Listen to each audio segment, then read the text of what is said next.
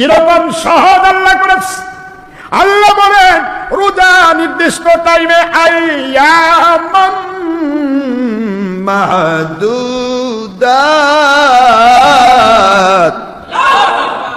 নির্দিষ্ট টাইমে আমি রোজা ফরজ করলাম। যদি তোমাদের এই টাইমটার ভিতরে কেউ অসুস্থ থাকো, ফামান কানা মিনকুম মারিদান আও আলা সাফারিন ফাইদ্দাতুম মিন আইয়ামিন উখর। সুবহানাল্লাহ। এত সহজ তোমাদের জন্য রোজা করে দিলাম। এমন কোন রোগ যদি তোমাকে আক্রমণ করে যেই রোগের জন্য ঔষধ না খেলে তোমার মৃত্যু হতে পারে, রোগ বেড়ে যাবে, কষ্ট অনুভব করতে হবে, যেই রোগের কারণে ইনজেকশন নিতে হবে, ইনহেলার নিতে হবে, বুঝতে পারতেছেন না তোরা? যেই রোগের কারণে তোমাকে কোনো খাবার খেতে হবে, না হলে তুমি অসুস্থ হয়ে পড়বে, মৃত হওয়ার সম্ভাবনা থাকবে। এমন রোগ যদি কারো হয়, আও আলা সাফারিন, এমন দূরে সফরে চলে গেলে সেহরি খাওয়ার মতো কোনো সুযোগ নাই।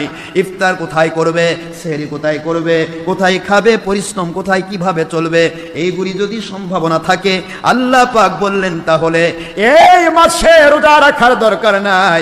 অন্য মাসে এই রোজার সিমিলার একটি রোজার বিনিময়ে একটি রোজার বিনিময়ে একটি, এইভাবে রোজাগুলি কমপ্লিট করা। অথবা মহিলাদের যদি হায়েজ হয়ে যায়, নেফাস হয়ে যায়, মহিলাদের সন্তান হওয়ার পরে যদি রক্তক্ষরণ হয়, নেফাস হয়, আর মহিলাদের মাসিক, সাপ্তাহিক, মাসিক যে অবস্থা হয়, এইগুলি যদি হয়ে যায়, আল্লাহ বলেন অন্য সময় যেন সে করে নাই, একটির বদলে একটি করবে।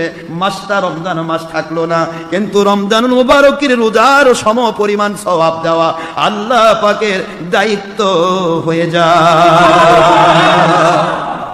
এরপরে আমার বাংলাদেশে ফতোয়া দেয় কিছু মুন্সি আছে, হুজুরেরা কয় রোজা অবস্থায় ইনজেকশন নিলে রোজা নষ্ট হবে না।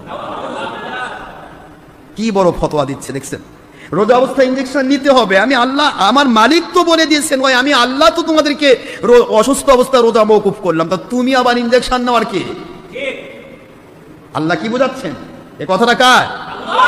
ফামান কানা মিনকুম মারিদান আও আলা সাফারিন ফাইদ্দাতুম মিন আইয়ামিন উখর, এই কথাটা কার? তাহলে এটা আল্লাহ পাকের 184 নম্বর আয়াত সূরা বাকারা, আগেরটা হলো 183 নম্বর আয়াত। 184 নম্বর আয়াতের ফার্স্টে আল্লাহ বললেন রোজা যদি না রাখতে পারো, অসুস্থ হও, এটা হও। কেউ কেউ আছে মাসিক বলে বন্ধ করে রাখে, আস্তাগফিরুল্লাহ বলেন। এটা আল্লাহ প্রদত্ত ব্যাপার, কখনো আল্লাহ প্রদত্ত কোনো ব্যাপারে হাত দেওয়া ইসলামী শরীয়তে জায়েজ নেই।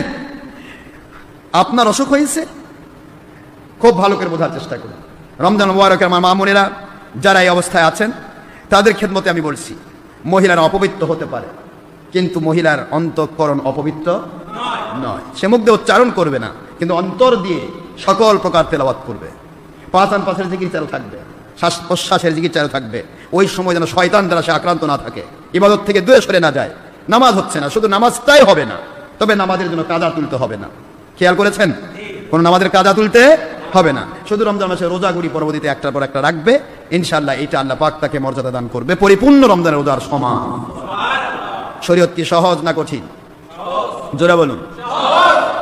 এই যে অসুস্থতার জন্য দেওয়া হলো, তাহলে আল্লাহ ফতোয়া দিলেন অসুস্থ অবস্থায় যদি ইনজেকশন নিতে হয় তাহলে রোজা ছাড়ো, সুস্থ হওয়ার পরে পরবর্তীতে রোজা রাখো। আর আমরা ফতোয়া দিলাম কেউ আছে রোজা অবস্থায় ইনজেকশন নিলে রোজা নষ্ট হবে না, তাহলে ফতোয়াবাজটা কি? এটা ফতোয়াবাজ না, মিথ্যাবাদী না? আল্লাহ বললেন অসুস্থ অবস্থায় রোজা রাখার দরকার নেই, পরে রোজা রাখবে, সমান সওয়াব দেওয়া হবে। এরপরে আবার নতুন করে কি দরকার?